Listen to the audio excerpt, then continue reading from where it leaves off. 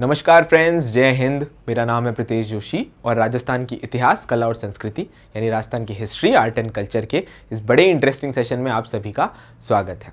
तो आज जिस टॉपिक पर अपन चर्चा करने वाले हैं वो है राजस्थान के जनजातीय आंदोलन यानी राजस्थान के ट्राइबल मूवमेंट्स। जब हम बात करते हैं राजस्थान के ट्राइबल मूवमेंट्स की तो हमें ये देखना है कि इसके अंदर क्या क्या इंपॉर्टेंट इवेंट्स हुए, कौन कौन से इंपॉर्टेंट लोग थे और उन्होंने कौन कौन से संगठन बनाए।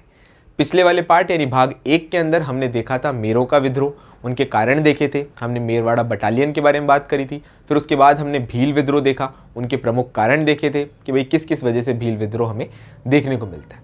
हमने लास्ट वाले पार्ट में जहाँ खत्म किया था वहाँ पे ये था कि मेवाड़ के जितने भी भील थे उनकी समस्या का तो समाधान हमें मिल गया था, मेवाड़ भील कोर बन चुका था, लेकिन अभी तक डूंगरपुर और बांसवाड़ा के भीलों की समस्या का समाधान नहीं हुआ था। और एक व्यक्ति विशेष का नाम जो है हमने लास्ट में खत्म किया था, जिनका नाम था गोविंद गिरी। तो अब एंट्री होती है गोविंद गिरी की और उनके द्वारा चलाए गए कई सारे भील आंदोलन की। सबसे पहले हम बात करेंगे गोविंद गिरी और उनके द्वारा चलाए गए भील आंदोलन, या हम बात करें अगर तो भगत आंदोलन की। गोविंद गिरी ने अपना समय जो है वो पूरा का पूरा भीलों के उत्थान के लिए करा और भीलों के खिलाफ जो शोषण हो रहा था उसको खत्म करने के लिए अपनी पूरी की पूरी जो योगदान देना था वो दिया।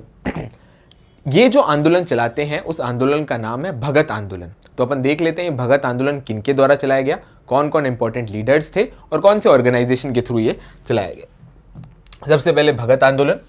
भगत आंदोलन की बात करें तो ये मुख्यतः भील जाति के किसानों द्वारा चलाया गया, पहला पॉइंट क्लियर है। और इस भगत आंदोलन के पीछे दो व्यक्ति थे, उनका नाम था सुरजी भगत और साथ साथ में गोविंद गिरी। सुरजी भगत और साथ साथ में अपने गोविंद गिरी का नाम आपको भगत आंदोलन के तौर पर याद रखना है। इस भगत आंदोलन से पहले एक सभा बनाई गई थी जिसका नाम है संप सभा। क्या नाम है भैया? संप सभा। किसके द्वारा बनाई गई? तो गोविंद गिरी द्वारा बनाई गई। गोविंद गिरी द्वारा बनाई गई। क्यों बनाई गई? जिससे भीलों का जो है वो उत्थान हो सके, जनजातियों का जो है वो उत्थान हो सके। कब बनाई गई? तो 1883 के अंदर बनाई गई। तीनों फैक्ट्स जो है अपने को एग्जामिनेशन पॉइंट ऑफ व्यू से बड़े इंपॉर्टेंट है। आदिवासियों को हिंदू धर्म के दायरे में रखने के लिए जो है गोविंद गिरी ने भगत पंथ की स्थापना करी। आदिवासी जो हैं वो जिस तरीके से हिंदू धर्म के दायरे के अंदर रहे, इसकी स्थापना करते हैं कौन? तो भैया गोविंद गिरी। किस पंथ की? तो भैया भगत पंथ की स्थापना करते हैं। गोविंद गिरी जो थे वो दयानंद सरस्वती से बहुत ज्यादा इन्फ्लुएंस्ड थे। दयानंद सरस्वती से जो थे बहुत ज्यादा इन्फ्लुएंस्ड थे। और इस भगत आंदोलन के अंदर जो सबसे प्रमुख घटना थी वो थी मानगढ़ नरसंहार, जो होता है आपके 17 नवंबर 1913 के दिन। मानगढ़ नरसंहार जो थी संप सभा की एक बड़ी इंपॉर्टेंट सभा हो रही थी मानगढ़ की पहाड़ियों पर, जो कि आपके बांसवाड़ा में स्थित था। वहां पे भील एकत्रित होते हैं और मेवाड़ भील कोर की 2 कंपनियां उनके ऊपर अंधाधुंध फायरिंग कर देती हैं, जिसे हम मानगढ़ नरसंहार के तौर पर भी जानते हैं। तो भगत आंदोलन से आगे चलते हुए अपन बात कर लेते हैं और चलते हैं 17 नवंबर 1913, ऐसा दिन जिस दिन 1500 भीलों ने अपनी शहादत दी और जिस जगह पर दी उसका नाम है मानगढ़। मानगढ़ नरसंहार के तौर पे ये इवेंट, ये जो इंपॉर्टेंट इवेंट है वो जाना जाता है। आगे बढ़ते हैं और भगत आंदोलन से अपन आगे चलते हैं मानगढ़ नरसंहार के ऊपर। मानगढ़ नरसंहार जो है वो मानगढ़ की पहाड़ियां जो कि बांसवाड़ा में स्थित है। भीलों द्वारा इस मानगढ़ की पहाड़ियों के ऊपर जो है वो एक सभा बुलाई गई और गोविंद गिरी और पुंजाधीर जी जो है इसका नेतृत्व कर रहे थे। इस पूरी की पूरी पहाड़ी के ऊपर कई सारे भील जो है वो इकट्ठे होने लगे। बातें सुनते सुनते आसपास के गांवों के जितने भी भील थे वो और ज्यादा बढ़ते गए, संख्या बढ़ती गई और अपने साथ वो राशन पानी लेकर आके चढ़ गए कि भैया अब तो इस मानगढ़ पहाड़ी के ऊपर ही हम भीलों की समस्या का समाधान करेंगे। आसपास के जो राजघराने थे उनमें ये संशय बैठता है कि भाई ये जो मानगढ़ की हिंसा है ये बहुत ज़्यादा बढ़ जाएगी।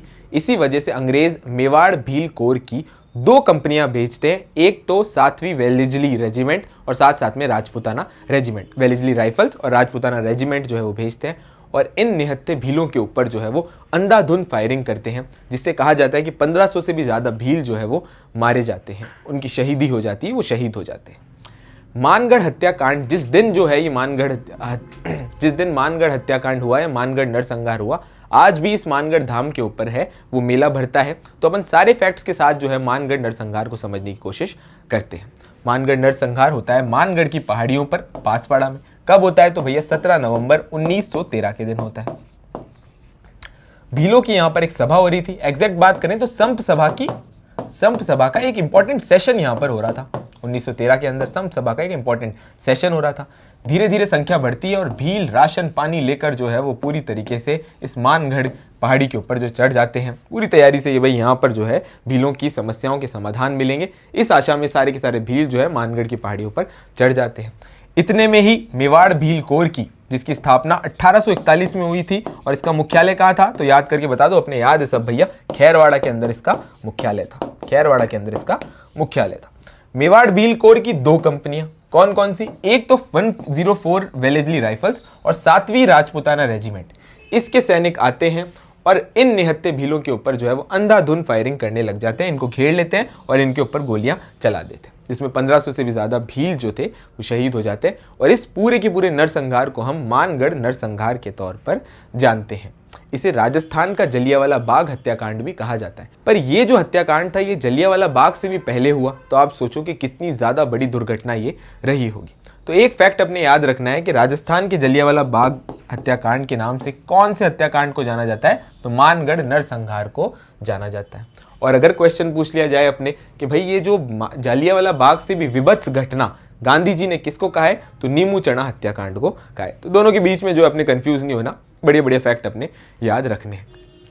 इसी के साथ साथ में जिस दिन जो है ये भील शहीद हुए थे, जिस दिन ये पूरा का पूरा नरसंहार हुआ था, उसी दिन आश्विन शुक्ल पूर्णिमा को यहाँ पर मानगढ़ धाम के अंदर जो है वो मानगढ़ धाम के अंदर जो है वो ये मेला बढ़ता है। मानगढ़ धाम के अंदर जो है ये मेला बढ़ता है। एंड में गोविंदगिरी और पुंजिया धीर जी को जो है वो गिरफ्तार कर लिया जाता है और इनको जो है वो उम्र कैद की, कई जगह लिखा है फांसी या फिर उम्र कैद की जो है वो सजा दे दी जाती है। तो ये पूरी की पूरी बात हो गई आपके भगत आंदोलन की, उसकी इंपॉर्टेंट घटना मानगढ़ नरसंहार की। और अब अपन थोड़ा एग्जामिनेशन पॉइंट ऑफ व्यू से जो बेसिक परिचय हमारे हीरो का, हमारे मानगढ़ धाम के हीरो का, गोविंदगिरी का परिचय होना चाहिए, उसके बारे में बातें डिस्कस करते हुए चलते हैं। तो गोविंदगिरी का जो जन्म होता है वो बंजारा परिवार में होता है। कहाँ पर होता है भैया, बंजारा परिवार में जन्मे गोविंदगिरी जो है वो डूंगरपुर के बेड़ासा गांव के निवासी थे। अगर पूछ लिया जाए गोविंदगिरी के गुरुजी कौन थे, तो उनका नाम था साधु राजगिरी जी। साधु राजगिरी से ये शिक्षा लेकर जो है वो अपनी धूनी स्थापित करते हैं। गोविंदगिरी के जो पुत्र थे और उनकी पत्नी थी, दोनों की डेथ हो गई थी, और इसके बाद ये अपना सारा जीवन जो है वो भीलों के उत्थान के लिए और भीलों के खिलाफ जो शोषण हो रहा था उसको रोकने के लिए पूरी तरीके से बिता देते हैं। क्या करते हैं भाई, धूनी स्थापित करते हैं, अपना विशान यानी ध्वज लगाकर जो है वो आध्यात्मिक शिक्षा भील और जितने भी जनजातियां थी उन सभी को ये आध्यात्मिक शिक्षा जो है वो देते हैं। आगे बढ़ते हैं, बात कर लेते हैं। गोविंदगिरी 1883 के अंदर एक संप सभा की स्थापना करते हैं। संप सभा की स्थापना करते हैं, कहां पर करते हैं भैया, सिरोही में करते हैं। इसके दो इंपॉर्टेंट सेशन थे, 1903 में होता है और दूसरा इसका इंपॉर्टेंट सेशन होता है 1913 के अंदर। गोविंदगिरी के जितने भी अनुयायी या उनके नियमों का पालन करने वाले व्यक्ति कहलाते हैं भगत, और इन्हीं के समुदाय को कहते हैं भगत पंथ। भगत पंथ क्या कहते हैं, भगत पंथ। अभी अपन ने आगे देखा था। क्वेश्चन आ जाए कि भाई गोविंदगिरी के प्रमुख शिष्य कौन थे, तो उनका नाम था पुंजाधीर जी। प्रमुख शिष्य कौन थे, तो भैया नाम था पुंजाधीर जी। और इसी भगत आंदोलन के ऊपर एक बहुत ही फेमस किताब लिखी गई है जिसको लिखने वाले हैं वीके वशिष्ठ। भगत आंदोलन से रिलेटेड इंपॉर्टेंट किताब लिखी गई है जिसको लिखने वाले हैं कौन भैया, वीके वशिष्ठ। आपने देखा था कि किस तरीके से मानगढ़ नरसंहार के बाद जो है वो गोविंदगिरी को अरेस्ट कर लिया जाता है, और अरेस्ट के बाद जो है उनको आजीवन कारावास की सजा दे दी जाती है। आजीवन कारावास से सजा 10 साल तक होती है और 10 साल में से 7 साल बाद उनको रिहा कर दिया जाता है। गोविंदगिरी को आजीवन कारावास हो जाता है, 10 साल तक, उसके बाद 10 साल की सजा हो जाती है और 7 साल बाद उनको रिहा कर देते हैं, और वो अपना बचा हुआ समय जो है वो झालोद गांव के अंदर निवास करते हैं। तो सारे के सारे इंपॉर्टेंट फैक्ट्स आपके इंपॉर्टेंट मानगढ़ नरसंहार से, भगत आंदोलन से और गोविंदगिरी से। और भी कोई चीज़ बचेगी तो घबराने की जरूरत नहीं है, अपन क्वेश्चन के अंदर जो है उनको इंक्लूड करते चलेंगे। अब बात कर लेते हैं अपन एकी आंदोलन की। इससे पहले अपन ने भगत आंदोलन देखा और अब बात कर रहे हैं अपन एकी आंदोलन की। भगत आंदोलन के अगर प्रणेता या मुख्य नेता की बात की जाए तो वहाँ पर गोविंदगिरी का नाम होता है। उसी तरीके से भील और गरासिया के उत्थान के लिए और जो सामंती शोषण उन पर हो रहा था उनकी आदिवासी एकता बढ़ाने के लिए जो है वो एकी आंदोलन शुरू किया जाता है। ऑफिशियल तौर पे ये एकी आंदोलन शुरू होता है मातृकुंडिया में, और साथ साथ में अगर इसमें नेता की बात की जाए कि कौन थे एकी आंदोलन के प्रमुख नेता, तो वहाँ नाम आता है मोतीलाल तेजावत का। ये पूरा का पूरा आंदोलन जो है वो भोमट क्षेत्र के भील और गरासियों के लिए किया गया था, इस वजह से इसको भोमट भील आंदोलन भी कहते हैं। तो देख लेते हैं एकी आंदोलन की एक एक इंपॉर्टेंट बात और चर्चा करते हैं सबसे पहले इसके क्षेत्र की। एकी आंदोलन जो है वो भोमट क्षेत्र के अंदर होता है, वहां के भील और गरासिया द्वारा चलाया गया था, इस वजह से इसको भोमट भील आंदोलन भी कहते हैं। भोमट भील आंदोलन भी इसको कहा जाता है। बिल्कुल कोई डाउट नहीं रहना चाहिए। अगर हम बात करें एकी आंदोलन के मुख्य केंद्र की, तो वो है मातृकुंडिया, जो स्थित है आपके चित्तौड़गढ़ में। और इसी मातृकुंडिया को हरिद्वार ऑफ राजस्थान भी कहा जाता है। हरिद्वार ऑफ राजस्थान भी जो है इसको कहा जाता है। मातृकुंडिया में इस आंदोलन की शुरुआत होती है वैशाख की शुक्ल पूर्णिमा से। वैशाख की शुक्ल पूर्णिमा से जो है वो इस आंदोलन की स्टार्ट जो है वो होती है। हालांकि पहले से ये आंदोलन जो है झाडोल के ठिकाने से स्टार्ट हो गया था, पर ऑफिशियल तौर पे इसका मुख्य केंद्र जो रहा वो मातृकुंडिया, जिसे हरिद्वार ऑफ राजस्थान भी कहा जाता है। अब ये देख लेते हैं कि इस आंदोलन के मुख्य नेता कौन थे। तो वो थे भैया हमारे मोतीलाल तेजावत। मोतीलाल तेजावत जो थे वो इस आंदोलन के मुखिया थे। मोतीलाल तेजावत की कहानी ये है कि मेवाड़ का एक ठिकाना है झाडोल। झाडोल के अंदर ये कामदार के तौर पे काम करते थे, और उसके बाद जो है ये अलग अलग जगहों पर, इन भील के इलाकों में, इन जनजातीय इलाकों में अलग अलग जगह पर जाकर मसाला और परचून जो है वो बेचा करते थे। और इसी दौरान जो है इनको बातें पता चलती है भीलों की कि कितना ज़्यादा शोषण उनके साथ हो रहा है, कितना ज़्यादा शोषण इन जनजातियों के विरुद्ध हो रहा है। इसी वजह से वो इनके लिए उत्थान के लिए काम करना चालू करते हैं, और जो आंदोलन चलाते हैं वो एकी आंदोलन। तो ये मोतीलाल तेजावत जो थे ये झाडोल इलाके के कामदार थे, और बाद में परचूनी का काम करते हुए ये भील उत्थान के कामों में लग जाते हैं। एकी आंदोलन की अगर बात की जाए कि इसके प्रमुख कारण क्या है, पहला कारण तो है सामंती शोषण के खिलाफ जो है वो काम करना, और साथ साथ में आदिवासी एकता को बढ़ाना इस एकी आंदोलन का मुख्य ध्येय था। क्लियर हो गई यहाँ तक बात। अब इस पूरे के पूरे एकी आंदोलन का मुख्य केंद्र तो मातृकुंडिया था, लेकिन ये शुरुआत जो हुई थी वो हुई थी झाडोल से। मोतीलाल तेजावत ने आंदोलन की शुरुआत कहाँ से करी? झाडोल, कोटड़ा और साथ साथ में गोगुंडा के ठिकानों से। और ये आंदोलन जो था आगे बढ़ता हुआ, यानी इस आंदोलन का जो विस्तार था वो आगे हमें देखने को मिलता है डूंगरपुर में, अच्छा इसके साथ साथ में ईडर में, और ये आंदोलन पहुंच जाता है गुजरात के विजयनगर तक। गुजरात के विजयनगर तक जो है ये आंदोलन पूरी तरीके से पहुंच जाता है। क्लियर हो गई यहाँ तक बात। अब मोतीलाल तेजावत जो है ये भीलों की समस्या, सामंती शोषण के खिलाफ जो समस्या थी वो सारी की सारी समस्या मेवाड़ महाराणा तक पहुंचाने जाते थे। और मोतीलाल तेजावत एक डायरी मेंटेन करते थे जिसमें इन सारी चीज़ों को वो लिखा करते थे।